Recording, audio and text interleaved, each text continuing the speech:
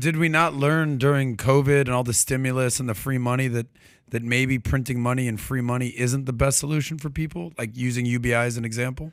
Allow me to comment on that. Yes, sir. Feel free. Okay. What you're not considering is, okay.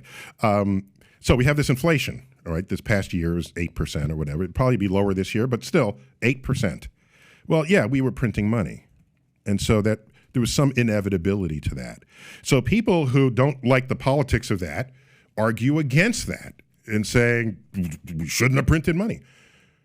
What was the fucking alternative? You don't have money and you get kicked out of your home and you don't have a job?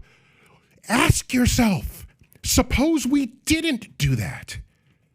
And the entire industry that required people to leave their homes and pay money at a restaurant, at a shopping mall, at every place that required people's presence. They would be out of a job and homeless. Oh, let's do that, because that's a better solution than having a little bit of inflation 2 years after you have a stimulus package. People don't do enough thinking about what other consequences would have taken place had decisions been different. It's not just simply don't do the package, that way we won't have a little bit of inflation a few years later. That's not really the metric that's going on at that time. Think it through.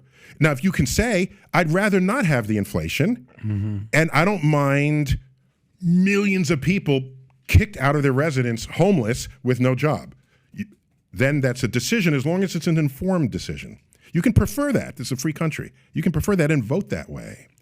For me, we have the power to print the money, keeping people in a job through the crisis.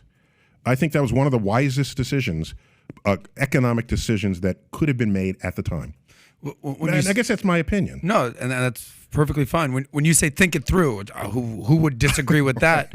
You know how like they do like in South Korea, they with the help of U.S. forces, they do war games. Okay, well if China does this and we're going to do this, and they do it through a thousand different ways of seeing what happens. Our military, these war games, all these things that happen, and then different all the time. Different methodologies, different.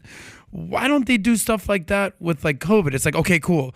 If we're going to lock down the world and we can't have money, we don't have jobs, and everyone's losing their jobs, all right, we're going to print money. Like, why doesn't the government do something like that in terms of like war games? So like the next time COVID happens, because it'll probably happen, the problem is we don't have to print all this money again. It was a once in a century.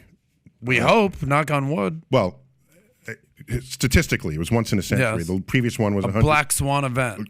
The previous one was 100 years earlier, and so we went a century without a pandemic. So I don't know that solutions we put into place today would be the solutions we would choose 100 years from now in a next pandemic.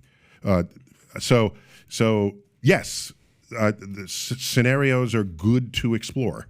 Yes, you can ask how much money was pulled out of the stock market when society closed down. That was that V drop that we took. Yeah. And by the way, the market went back up within 18 months. It was higher than it was the day before it dropped. 6 months. Yeah. Was it that quick? I forgot it was even that quick. Thank you. 6 months. The V recovery, they call it. So if you like this clip and you want to watch another one, click right here. And if you want to watch the entire podcast, click right here.